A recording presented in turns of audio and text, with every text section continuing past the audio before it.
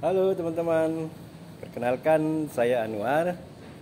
Nah, dalam video kali ini saya akan menjawab tugas dari Pak Adi, mata kuliah analisis lingkungan bisnis. Oke, baik, kita akan memulai di sebuah ruangan kelas yang hangat dan penuh semangat. 11 mahasiswa kelas F1 sedang duduk di meja dengan laptop terbuka dan wajah yang penuh antusias.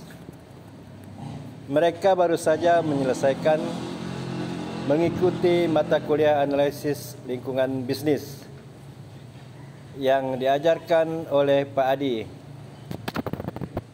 dosen yang terkenal karena cara mengajarnya yang sangat menarik dan penuh tantangan. Nah, hari ini Pak Adi memberikan tugas yang sedikit berbeda dari biasanya, melakukan analisis SWOT di tempat kerja atau UMKM di daerah masing-masing. Teman-teman, kata Pak Adi sambil tersenyum,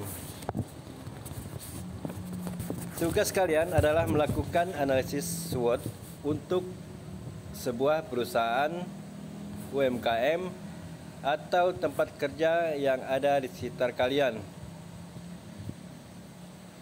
Tidak hanya itu, kita akan mendiskusikan tentang manfaat dari mempelajari dan menerapkan analisis SWOT, PESTEL dan Matrix TAUS.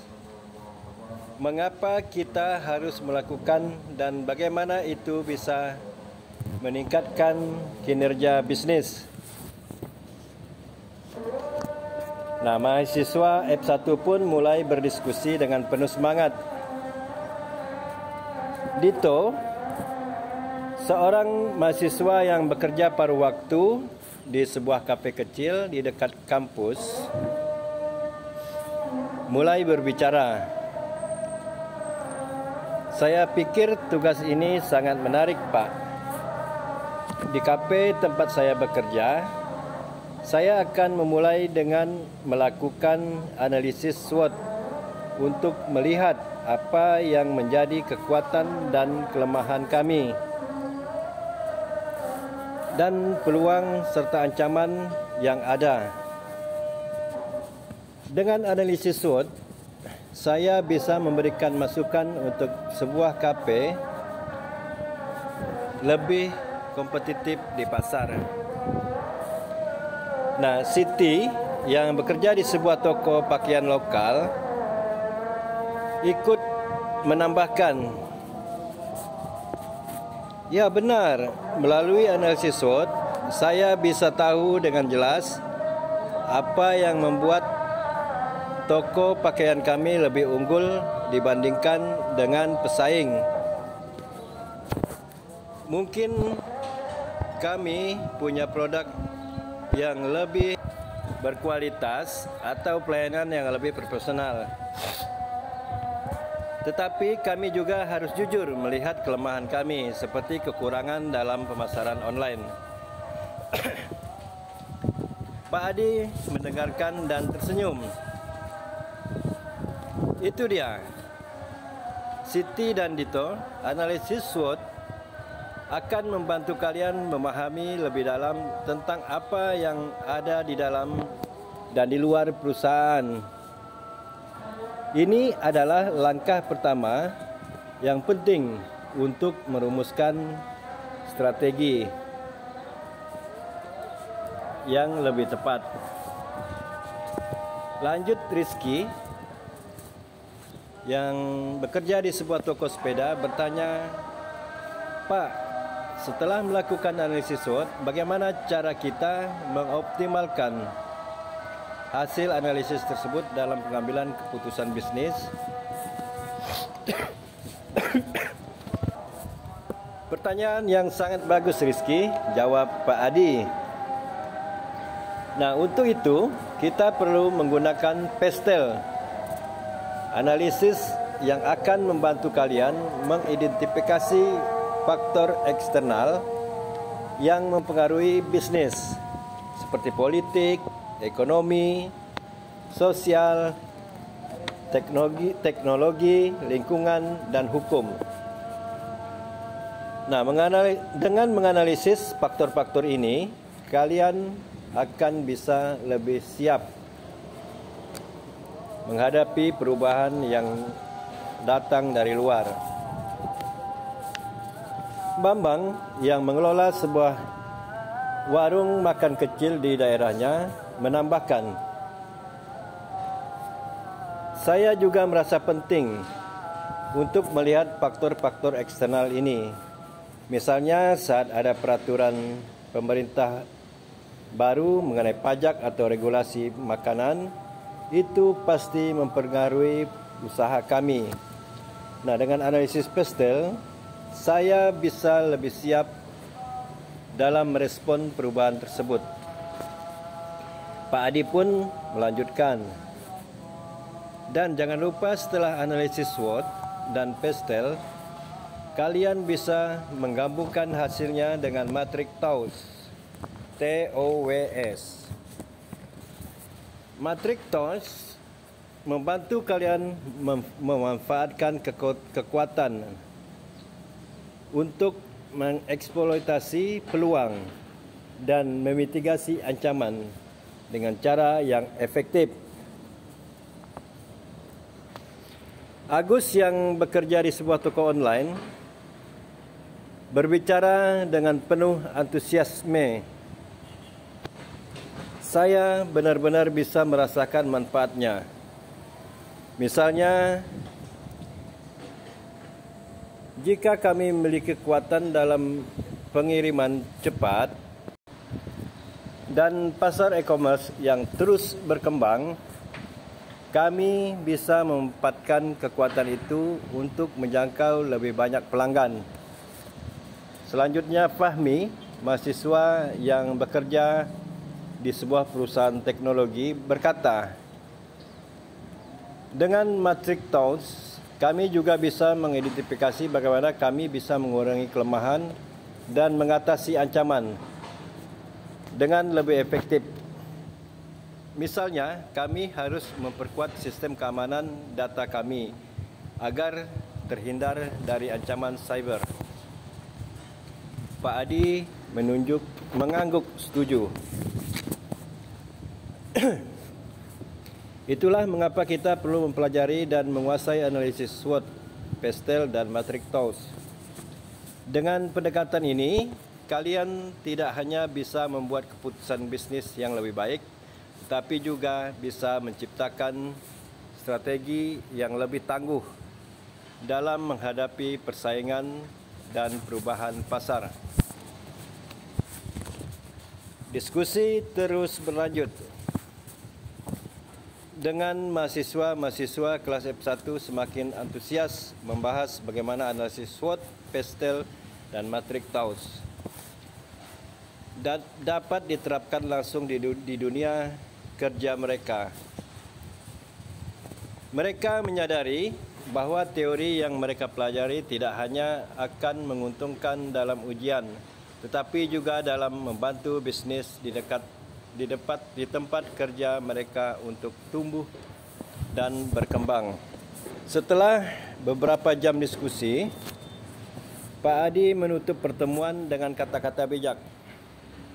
Ingat teman-teman, analisis ini bukan hanya untuk menilai keadaan sekarang, tetapi untuk merencanakan masa depan. Dengan pemahaman yang mendalam tentang lingkungan bisnis, kalian bisa mengidentifikasi peluang baru dan mengurangi risiko. Itulah kekuatan dari riset pasar yang baik. Mahasiswa F1 meninggalkan ruangan kelas dengan pemahaman yang lebih dalam tentang bagaimana analisis SWOT, Pestel, dan matrik TOWS dapat membantu mereka dan tempat kerja mereka untuk meraih kesuksesan. Mereka siap untuk menerapkan ilmu tersebut di dunia nyata dengan semangat baru dan perspektif yang lebih luas. Nah, setelah diskusi yang seru tentang analisis SWOT, PESTEL, dan Matrix Taos, mahasiswa kelas F1 merasa semakin paham dan bersemangat untuk langsung menerapkannya di tempat kerja mereka. Mereka bahkan mulai memikirkan bagaimana cara mereka bisa membuat analisis pasar lebih menarik dan aplikatif. Namun, saat suasana mulai mereda, Dito yang selalu suka humor tiba-tiba melontarkan sebuah pertanyaan yang membuat seluruh kelas terdiam. "Duh, Pak Adi," kata Dito sambil tertawa kecil. "Kenapa ya Pak, kita nggak ngerjain lagu dangdut atau lagu-lagu seru waktu kita lagi bercerita tadi? Biasanya kan Pak Adi suka selingi kelas dengan lagu-lagu dangdut yang bikin semangat." Seluruh kelas yang tadinya serius langsung tertawa dan beberapa dari mereka ikut menimpali. "Ya Pak Adi, kenapa nggak ada lagu dangdut seperti biasanya?" tanya Rizky dengan ekspresi heran. "Kita malah jadi terlalu serius membahas analisis." Pak Adi yang mendengar celoteh dari mahasiswa hanya tersenyum sambil memandang mereka dengan mata yang penuh makna. Kalian ini sering banget kebanyakan tawa."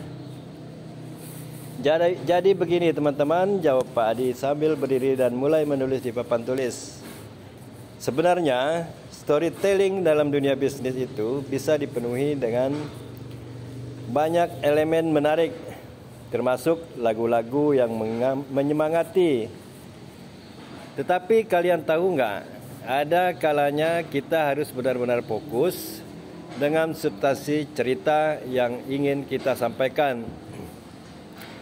Seperti riset pasar ini, kita butuh pendekatan yang lebih matang agar informasi yang kalian dapat bisa benar-benar dipahami dan diterima audiens.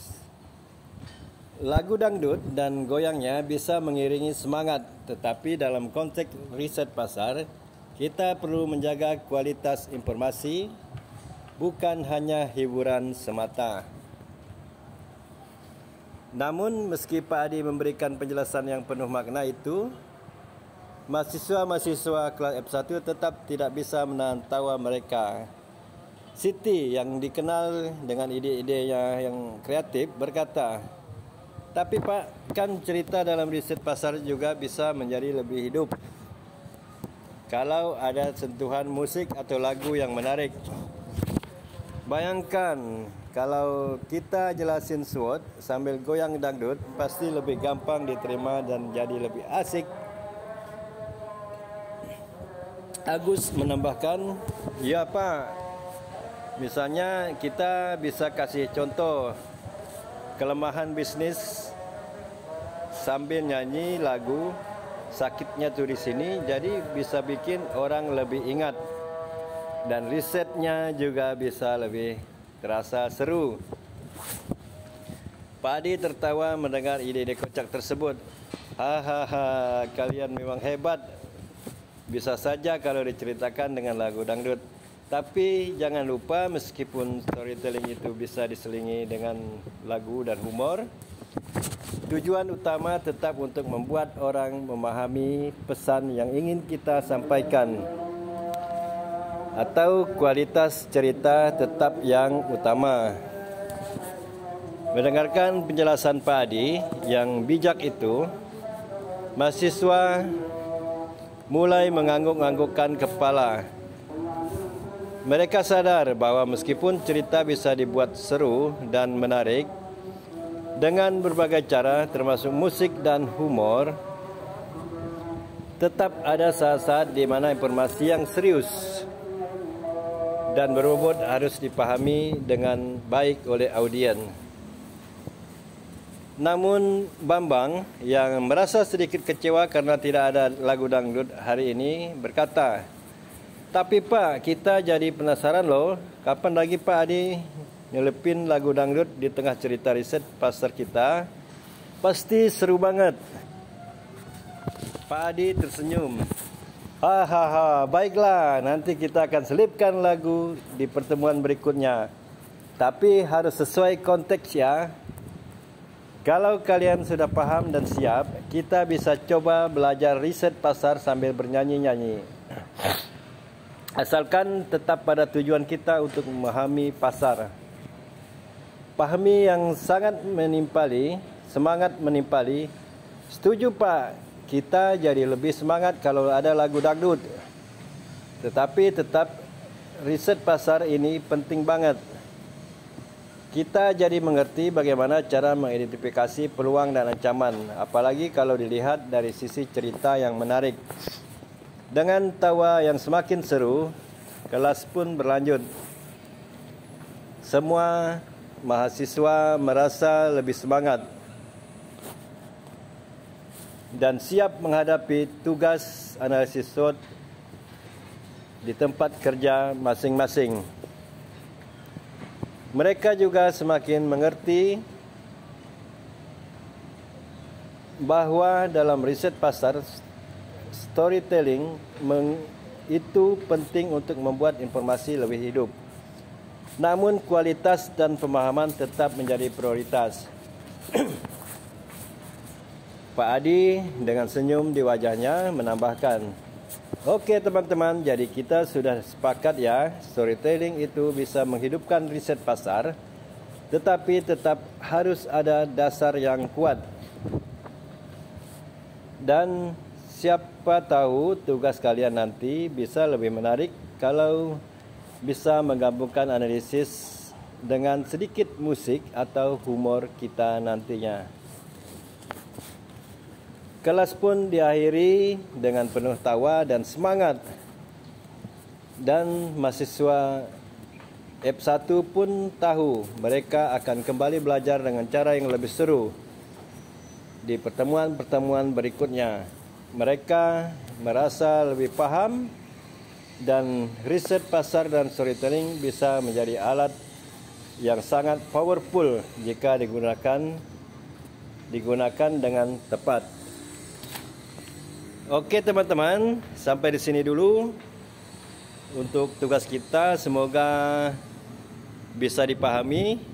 Terima kasih. Assalamualaikum warahmatullahi wabarakatuh. Semangat!